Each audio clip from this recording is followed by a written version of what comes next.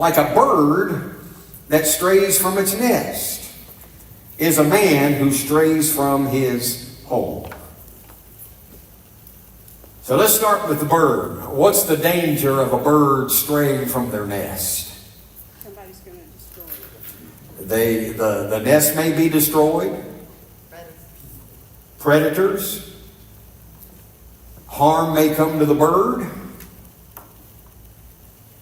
So now let's start working it into you and I.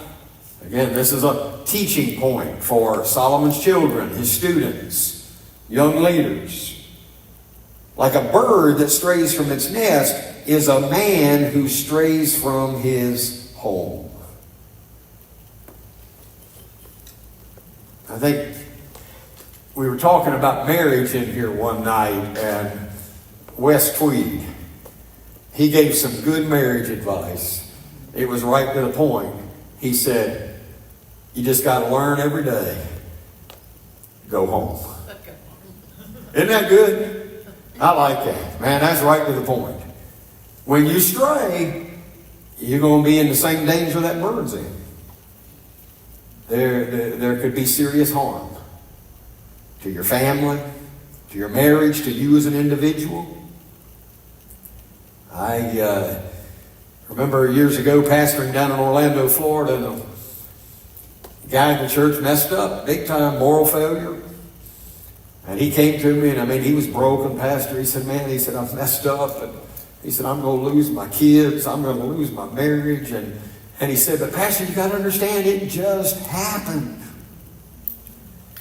And, I've been around the block a few times, and I've heard that so many times. It just happened. I knew this guy well enough I could say it to him. And I said, where did it happen? He kind of looked at me strange. And I said, no, you said this thing just happened. Where did it happen? We'll tear your family apart. And moral failure, and now you found out. And he said, you really want to know? And I said, yeah. And he told me about a little motel, and it was 30 miles from where he lived. I said, okay, now let's get this straight. It just happened. So that night in question, your car just took off, and you had to go chase your car down 30 miles. And so I wasn't far into that, and he said, okay. He said, I understand. Let me tell you something, folks. Sin doesn't just happen. It's premeditated. And when we go ahead and get close to where that smoke is, there's fire. And when you stray, you're probably going to get hurt. There's probably going to be harm. And you may think you got away with it, but I promise you someone's hurting. And there's great harm to the nest. I like that. There's great harm to the home. There's great harm to the children. I'll be honest with you. I've done some pretty dramatic things to get some guys' attention before. Carry some pictures of your children around. It's not worth it. It's not worth it. That little boy, little girl that's looking up to you, every decision you make affects them.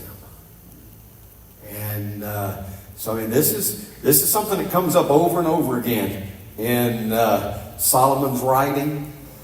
And there's almost, at times, we'll get into it. If we finish Proverbs, we'll go into Ecclesiastes. It's just 12 chapters. But it's almost a paradox when you start getting counsel and instruction from Solomon, who had all the money in the world, and then had 1,000 wives? Come on, man. I don't know that I'd be using this to teach a marriage enrichment class. But yet, we're told he's the wisest man that ever lived.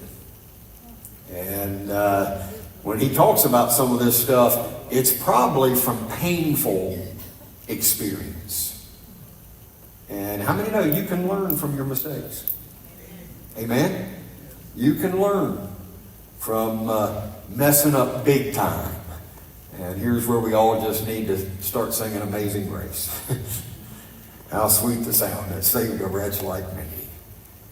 Denny? If I could add one more thing.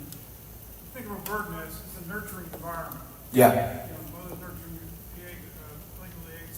Yeah. Sometimes nurturing the mate. And so when you leave that environment, you leave that nurturing environment, that opens you up to all kinds of things. Yeah. It's the same way with our relationship with Christ. That's a nurturing environment. Yeah. And when we break away and turn away from Him, Yeah. And I like that in the spiritual and just in life. We need each other. When you try to do it solo, when you have that Lone Ranger mentality about life, spirituality, I mean, it's amazing how many people even go into a marriage and it's not united. And I'm still going to do my thing, and I'm just going to. We need each other. And so some of this concept of straying, when you're out there on your own, you're an easy target. But there's strength. Next week is where we're going to hear one of the real famous proverbs, iron sharpens iron. And one strand of cord is easily cut, but you put two or three together, and now you're stronger.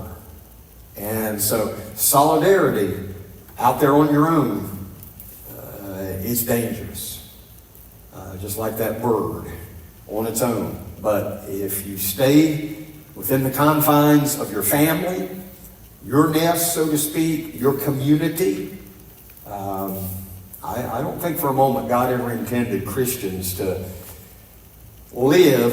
This always blows my mind how back in the day and even into medieval times, the mindset of a monk. And I'm going to go live in a cave. And I'm just going to cut myself off from the outside world. And that way I'm not going to do anything wrong. Is basically what it comes down to. I struggle with temptations. I'm going to go live in a cave. And there's a famous story about a monk that was in a cave for, I think, 40-some years, and he came out of the cave, and the first thing he said, I haven't thought about a woman in 40 years. If that's the first thing you said, you've been thinking a lot about women over 40 years. But in his mind, that's how he's dealing with it. No, we need each other. Can I be so bold to say this? The answer